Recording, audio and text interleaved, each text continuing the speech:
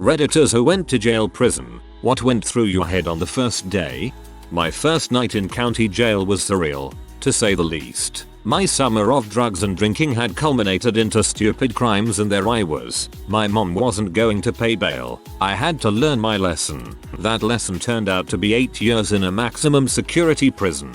County jail. I slept with my shoes on the first night, thinking I was going home any day. I viewed myself as a kid even though I was 21, that somehow it wasn't really happening. Everything was routine. Breakfast, TV, exercise, TV, cards, TV, cards, TV, cards. 6 months later they wanted to make an example out of me. 8 years in state prison.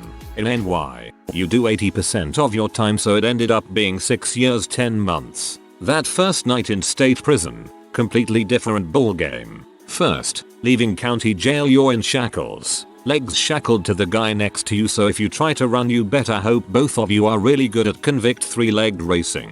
The bus brought us under the prison. Hundreds of inmates into what I would call a factory of processing humans for incarceration. Searched, stripped, cavity searched, shaved, showered, deliced, waiting, clothed, waiting, all while hearing the noise of a couple thousand inmates above you, not knowing what kind of madhouse you're stepping into. Not much choice at that point. The most important thing I realized is, just accept it. You're there. Time will move faster if you get a solid routine and just follow direction. They can't stop your time, but through can slow it up. I've been out longer than I've been in now and have my life back on track. I was definitely going to be dead from something stupid, so I was rescued rather than arrested.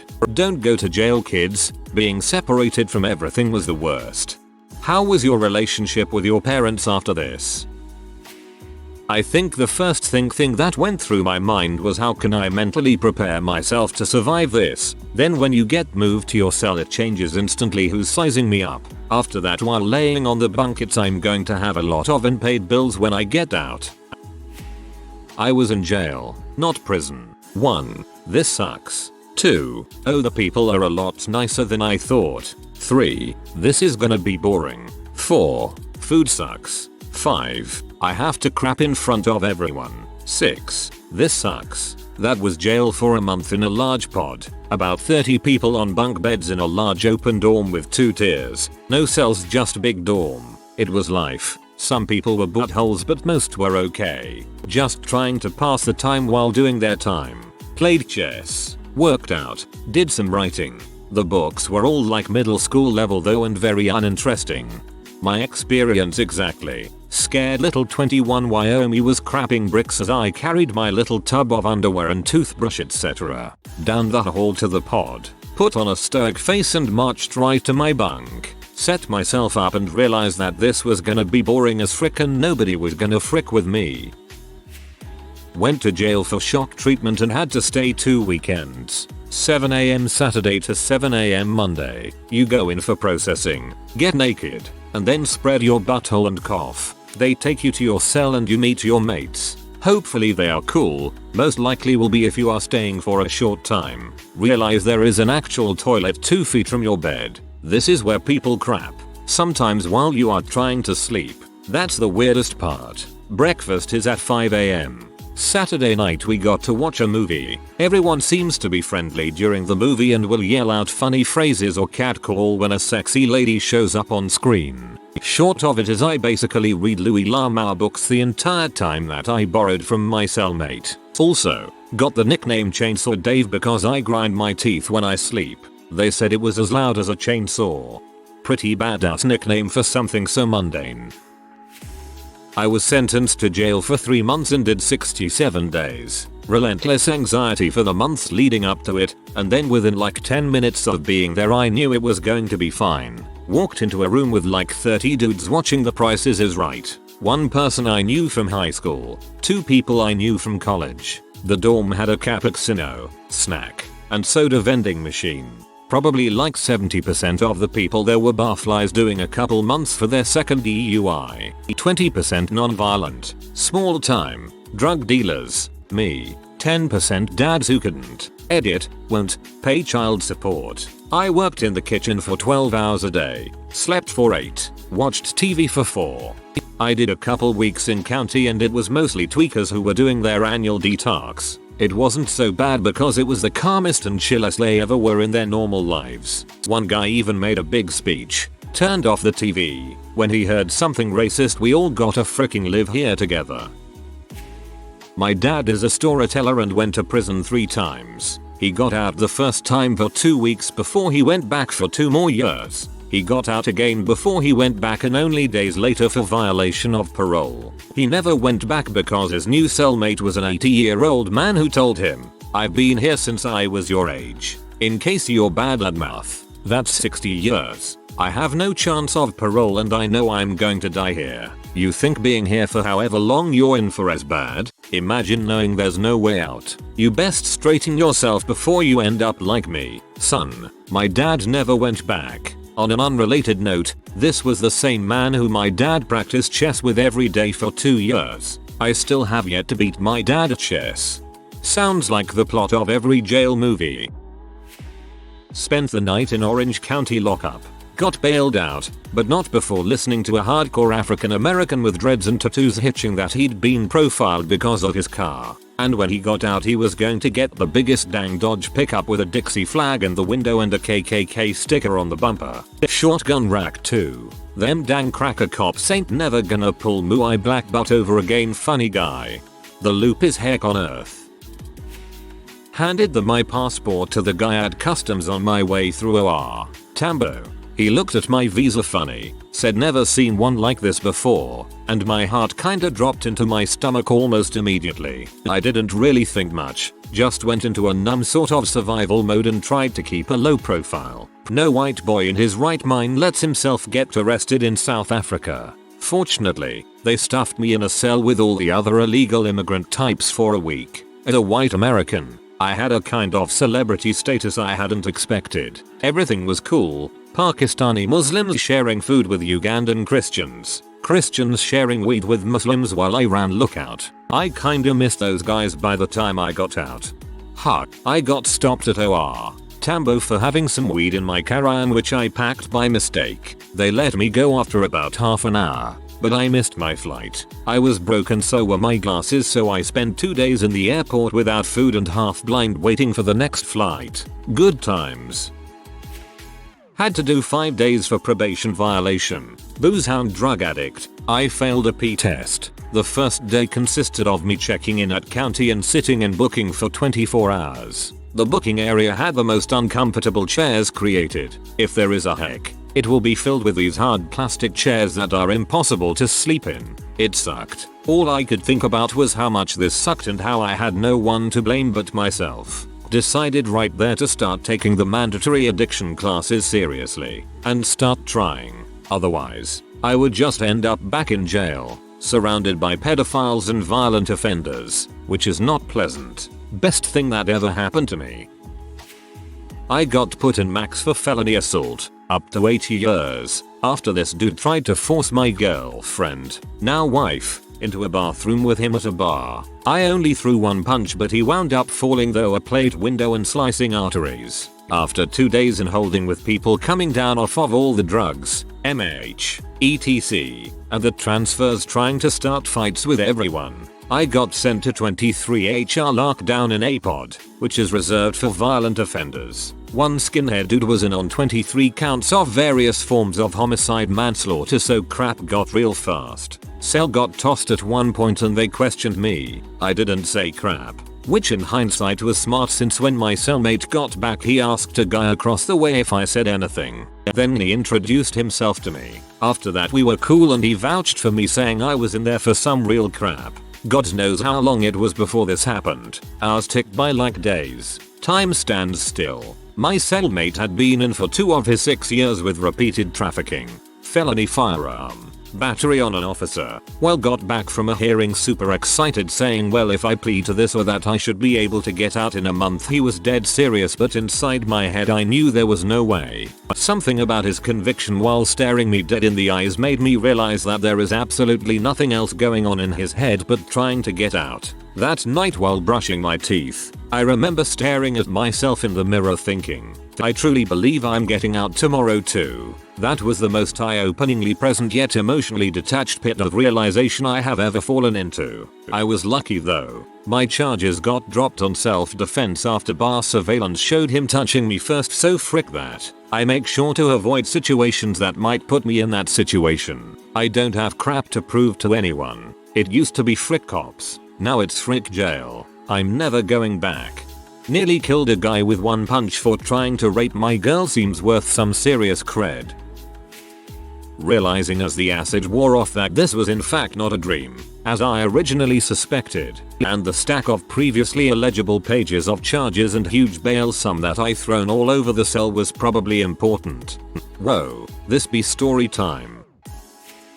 After leaving the 4-week intake prison, I found myself following a 10-hour bus ride, shackled in a school bus without windows, in a maximum security prison with a towel, 2 pairs of boxers, 2 pairs of jeans, 2 shirts, a toothbrush, and a bar of soap.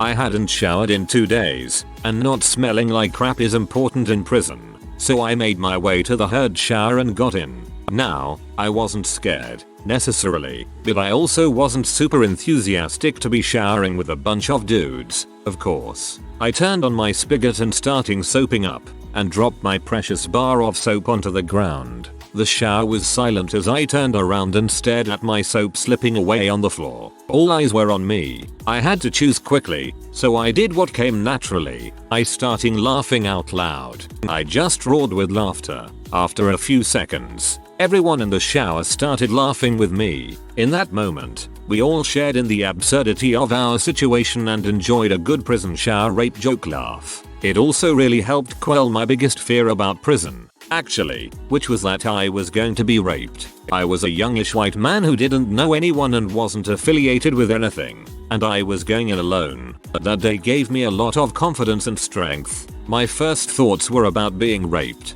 After that day, my biggest fear became that I'd relapse while inside. What the frick did I do? I was extremely intoxicated and woke up when it was time to get out of the back of the cop car. I think I was in shock because my heart wasn't even beating fast or anything. Oh, this is serious. I seriously fricked up. I shouldn't be here. I'm not a criminal. I'm gonna have Rod tell everyone I went to jail now. My mom is gonna be furious. My siblings are gonna be disappointed. I should probably pull my head out of my butt, etc. The offenses were numerous. I was caught with a friend who had coke, and some of the people who gave statements exaggerated. I stole, borrowed, a bicycle to get out of the country, and back home. Got pulled over and had an empty beer can, not mine, in my car. Got hit with open intox. Finally, I threw a big rock through a picture window for literally no reason except I could. There may have been more, but it's been a long time and I keep my nose clean these days. Try not to think about it much. That I had irreversibly fricked up my life, and if I was smart I should probably take the first chance I can to kill myself and be done with it rather than continue living my life as a disappointment to myself and everyone I love. I was arrested at 5 PM. Questioning, booking, transfer, etc. I am not given a bunk assignment until 3 AM. I am 6'3" and 330 pounds, built but fat, more of an out of shape wrestler. When I was assigned, I listed all of my medical problems. Diabetic, high BP, long list. The buzzer goes off. Guard opens door and then slams it shut. The sound, the freaking sound, the atmosphere, crap. The first words I hear, in a deep southern voice is, "Boy, you got a pretty mouth. Come sleep near daddy." I stopped, frozen. The loudspeaker comes on and the guard yells, "Get to your bunk now." I go in the 30-man 2-tier tank and straight to my bunk. Never slept. Thinking how to protect myself. Fight to the death. Let them know that you'll bite and fight dirty. Never closed my eyes. Buzzer goes off. The day room is open. I see the person who yelled out at me, a 70-year-old man in a wheelchair, bald and barely alive. I see other old men who can hardly walk. I was in the hospital ward, infirmary, sick tank, etc. The old man couldn't stop laughing. You should have seen your face, boy. They did that to every person that came in at night. Freaked them out. Turns out they were the coolest bunch of people I've ever been with. They gave me the rules of the tank. No fighting, no stealing, no fricking, etc. Second time wasn't as nice. I was thrown into a zoo, spitted 20 times on my way to the bunk assignment. When one hit me directly in the mouth, I went berserk and fought. Got my butt kicked nicely. Never got spat at again. Boy, you got a pretty mouth. Primal fear, right there. I yawned every time I walked into a new room. BC, it was the most neutral expression I could think of. I was afraid if I didn't smile I'd look aggressive or angry, and that if I did, I might look cocky or weak, so I yawned.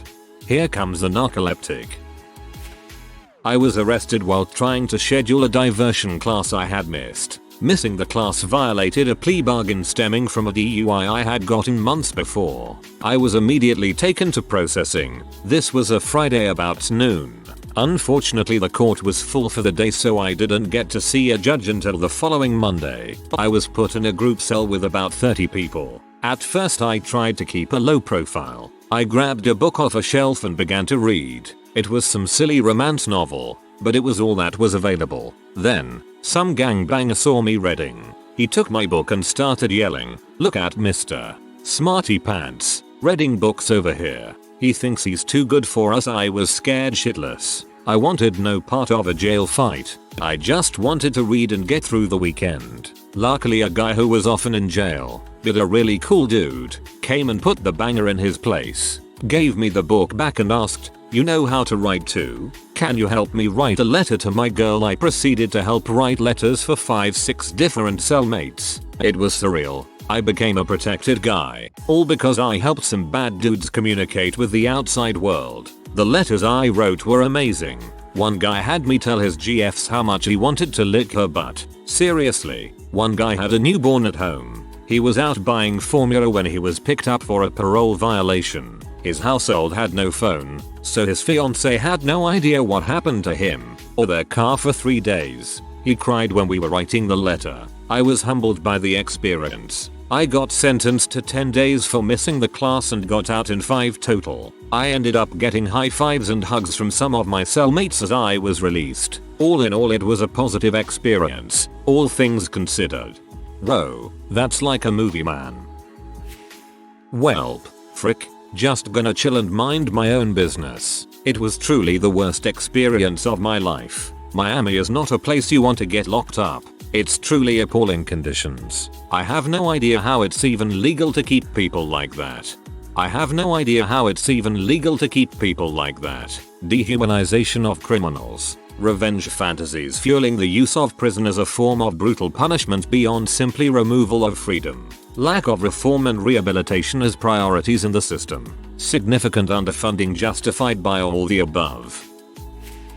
I'm a pretty straight arrow by nature, so I don't think that I really allowed myself to process what was happening until the second or third day of my 4-day stint in a county jail in Kansas. At that point I just wanted to go home and get the hard part over with, facing my parents. Honestly, the hardest part was the first night. They didn't have a bed available for me, so I spent the night alone in the drunk tank on a hard concrete floor. After that I got a cellmate, a mat on the floor, and all the Western paperbacks I could read in 3-4 days. The short version of my arrest was that we were bored, engaged in some fireworks related shenanigans, and were just unlucky enough that those shenanigans were observed by an off-duty deputy at home with his sick wife. Karma.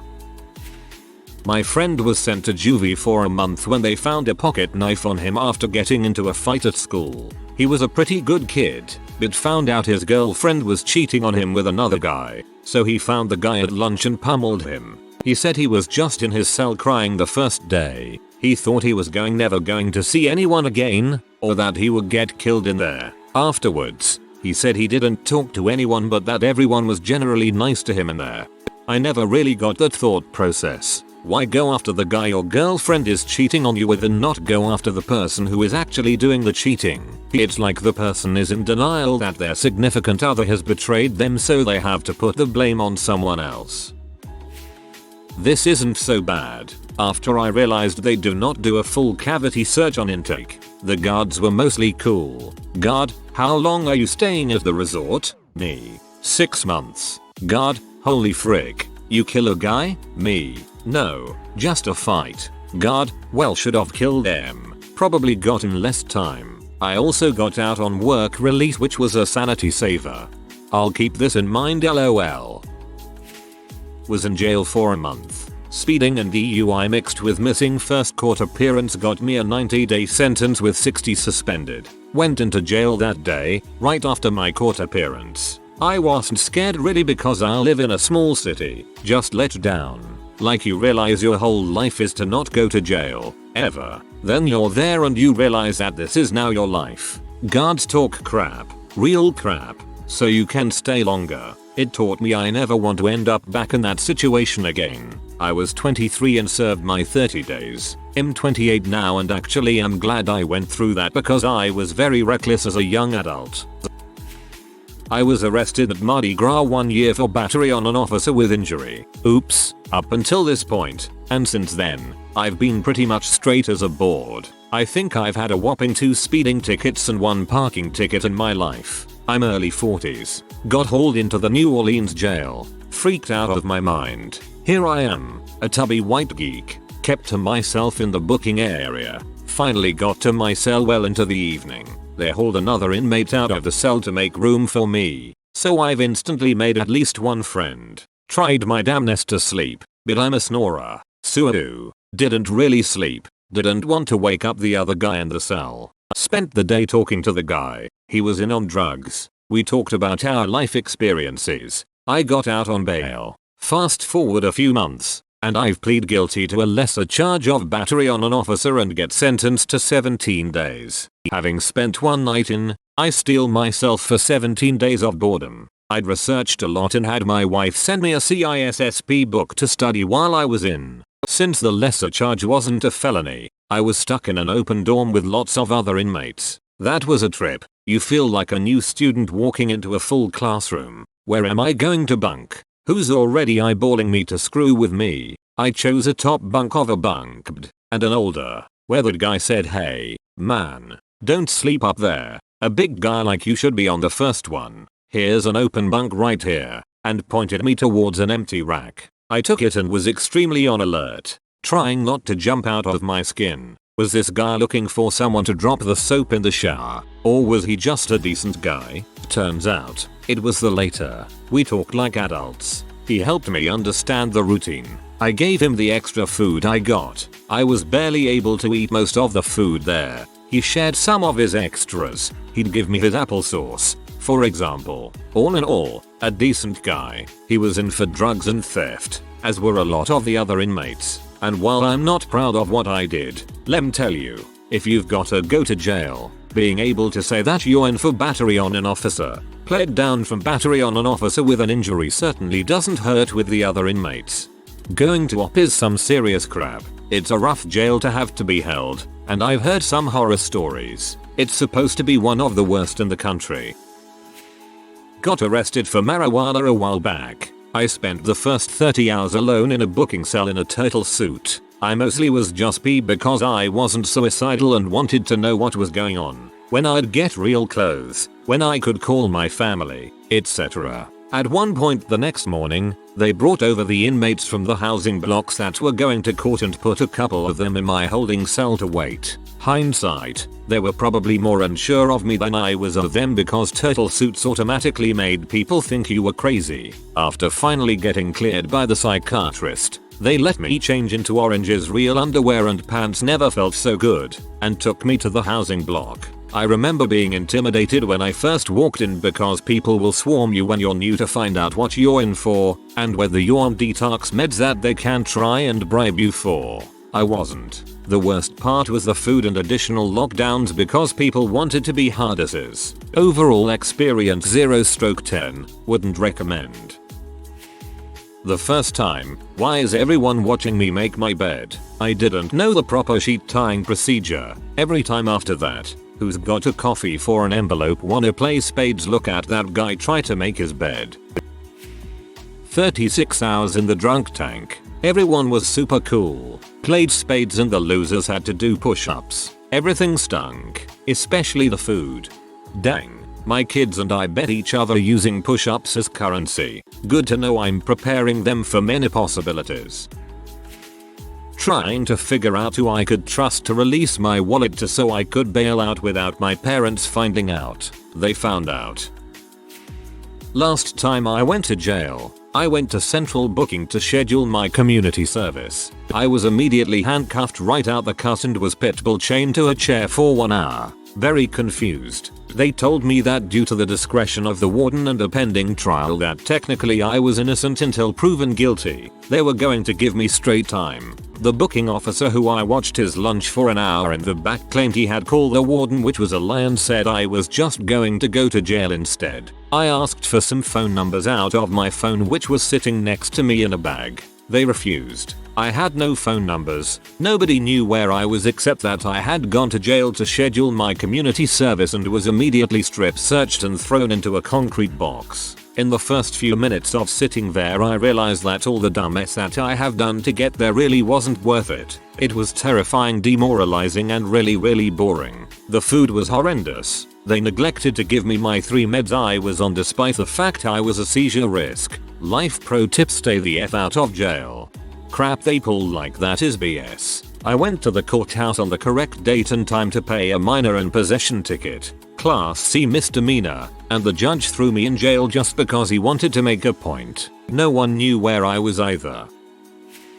If you are new to the channel, you can subscribe. I publish new videos every day. Until then, check another video.